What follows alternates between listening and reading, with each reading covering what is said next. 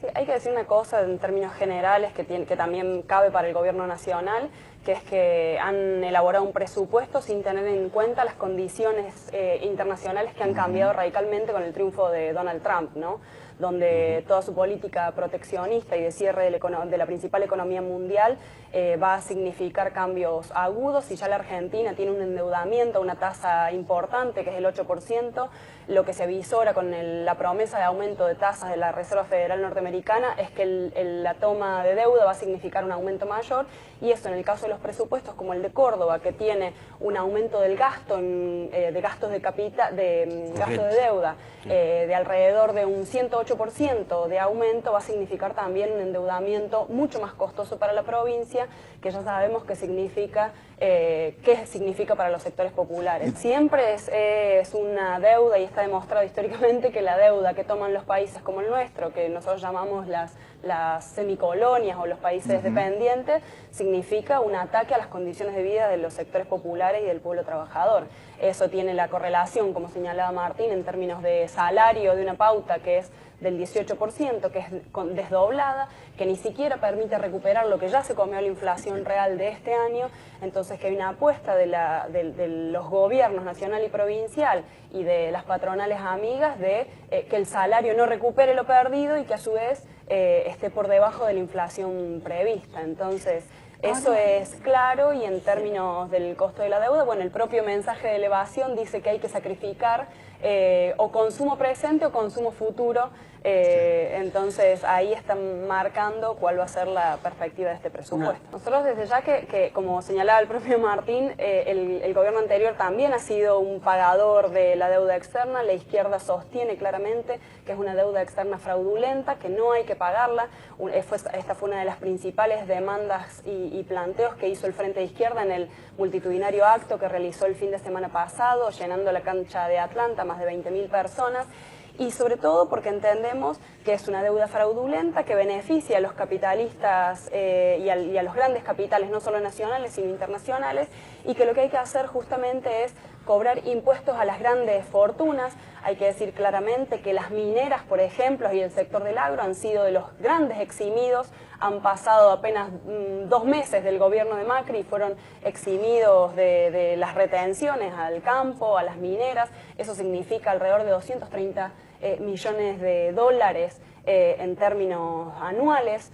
Hay eximiciones impositivas en el presupuesto nacional y en el presupuesto provincial para las grandes empresas que también son importantes. Y bueno, como ustedes señalaban, apenas abrían el programa, estamos casi a fin de año y el impuesto a las ganancias que recae sobre los trabajadores no se ha tocado. Nosotros sostenemos que ese impuesto tiene que caer, el salario no es una ganancia, y que, hablando del presupuesto también, esto que señala el gobierno de que hay un aumento en el gasto social, hay que decir que es un aumento en la asistencia. El propio presupuesto reconoce que ha habido en los últimos años un aumento de la pobreza y un 30% de pobreza en la provincia, y para eso están destinados planes miserables del tipo de los PPP o del plan Por Mí, ahora vinculado a las mujeres Laurita, con violencia de género. Digo, por ejemplo, parar, no tener cortar los préstamos, la deuda, implicaría un cimbronazo, para lo cual hace falta una conciencia política del pueblo que no sé si está, ¿no? Yo creo que en el 2001 era una consigna clara, y estamos a 15 años de esa gran movilización obrera y popular que planteó el no pago de la deuda externa como una de sus consignas centrales, y en los últimos años lo que se ha ido es recomponer la conciencia. Entonces ha habido todo un trabajo ideológico también de que la deuda externa había que pagarla, y eso fue un rol que cumplió el kirchnerismo, hay que decirlo, planteando justamente que había que pagar al Club de París, que había que pagar al Fondo Monetario para regularizar la relación con el mercado de capitales. Y el gobierno de Macri está usufructuando esa situación. Nosotros creemos que sí, que es una demanda histórica, y que planteándola claramente de que tenemos que desconocer esa deuda, la gente ya tiene la experiencia de lo que significa gran deuda externa y quién la termina pagando. Así terminaron los 90, y eso fue. Y Martín, para vos, ¿cuál es la alternativa? Laura, en el caso de ustedes, ¿cuáles son las principales objeciones que le van a plantear hoy al ministro? Bueno, en general esto que señalaba, que es un presupuesto de endeudamiento feroz que quieren hacernos pagar a nosotros.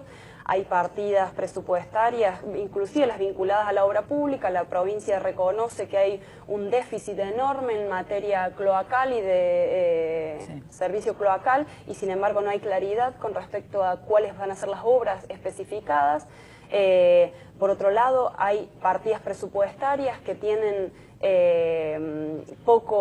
tienen un gran incremento, pero no están vinculadas al aumento de personal para atender necesidades como, por ejemplo, relacionadas con la violencia contra las mujeres.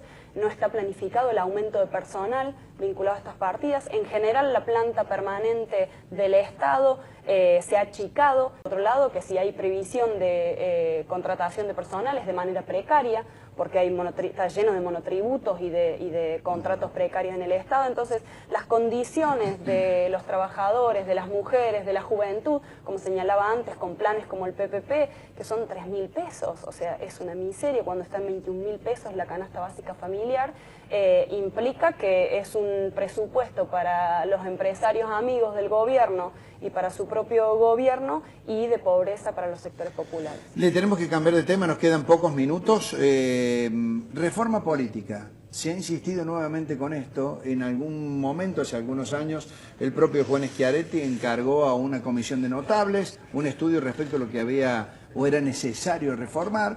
Se cumplió con una parte, ahora se pretende volver con el tema. ¿Cómo miran ustedes la reforma política que quiere encarar el gobierno de Córdoba? Sí, nosotros tenemos la visión, bueno, no hay que olvidar que esta reforma de Schiaretti fue producto de la denuncia de fraude que hubo en el 2008 enorme, y que sí hubo algunas modificaciones progresivas para transparentar un sistema electoral con el que nosotros tampoco concordamos hasta el final. Tuvo que ver con eso. Entonces, en los últimos años lo que se ha ido es hacer más regresivas esas modificaciones, introduciendo, por ejemplo, el aumento, quintuplicando hace 2 años creo, la posibilidad de aporte de los privados, lo que hace que haya campañas millonarias y aportes millonarios a las campañas políticas. Nosotros creemos que el aporte tiene que ser 100% estatal e igualitario. Creemos que no se está tocando cuestiones elementales como justamente el voto para los jóvenes de 16 años, que en nuestra provincia, con el ataque que sufren cotidianamente y el hostigamiento, no solo en sus condiciones de vida, sino de la propia policía provincial, creo que sería un factor importante a tener en cuenta la opinión de esa juventud.